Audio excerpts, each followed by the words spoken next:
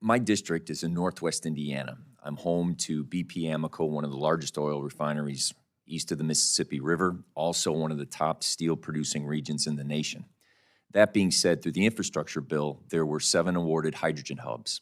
One of the hydrogen hubs was absolutely awarded within my district, the Mach 2. Current reports have shown that that is one of those department review programs that have been paused while you're reviewing it. I'd like to ask specifically, what is the criteria in which you are judging that specific project? 2, I just want you to know, with the theme in a bipartisan way, we are working with Senator Young. We've worked with the governor, then Holcomb, now Governor Mrvan, in Indiana, the state legislature, to set the table for the hydrogen hub. It creates 12,000 construction jobs. It allows for our steel industries to have a cleaner distribution by capturing carbon.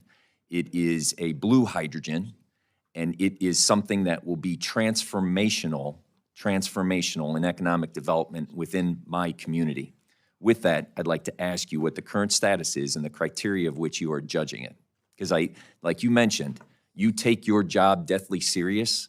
I take work and wealth in my community deathly serious, and this is something that creates work and wealth, has passed the Congress, and is now being reviewed by the Department of Energy. Thank you, Congressman, for that question. And I've seen several articles or headlines as well that we're canceling the blue state projects and advancing the red state. I don't even know where these rumors or this stuff comes from. Well, they're not coming from us. Oh, I know it's not coming from you, but I'm saying it's all out there in the press. Everyone reads and hears. And look, we have made, and maybe to some people's frustration, 0 decisions on projects yet, because key to me was to get thorough data and a process that was thoughtful, thorough, and deliberate. So what is the process and what is thorough data? Give me examples of that. So all of the hydrogen hubs today, right now, are being funded in feasibility studies. They're developing, what's the economics going to be, where's the capital sources coming from, where the potential offtake's going to be at the end. So we are just looking the same way any business would look at investments. We're looking at the legal aspects, the technology, the engineering, the market. Is there offtake agreements for these that make them viable? So with the market, if I may interrupt. Yes, you bet. Both steel mills, Cleveland Cliffs, U.S. Steel, have created a system that could use hydrogen that would be through the carbon capture project that would be able to be used in the blast furnace to be able to make more globally competitive steel and put less carbon out in my district so we have cleaner air and cleaner water.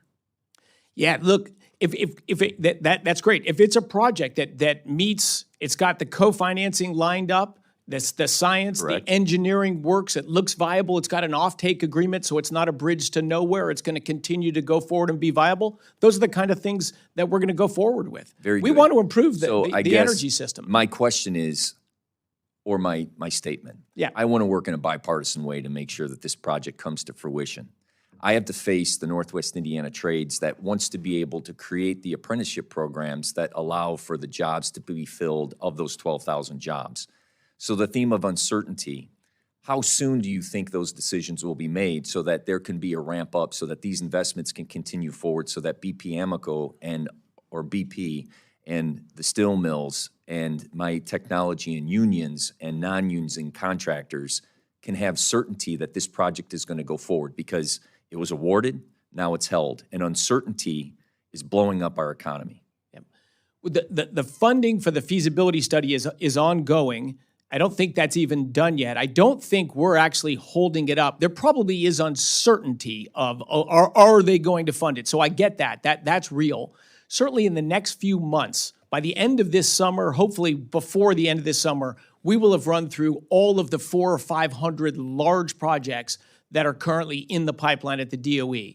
To me, it was key to get in the right people, to develop a series of processes. You used a key term, bipartisan.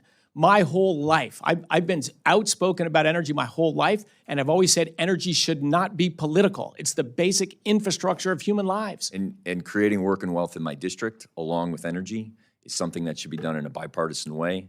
I have United States Senator Young sent a letter, and recently United States Senator Banks and myself sent a letter in support of this in conjunction with the Trump administration, unleashing energy and how this plays into the domestic manufacturing. So these hit all those criteria. It's blue hydrogen, it hits the oil, it's carbon capture, and it creates jobs and wealth. So I look forward to working with you and having an open line of communication between my office and your department so that we can communicate accurately what is going on over the next few months.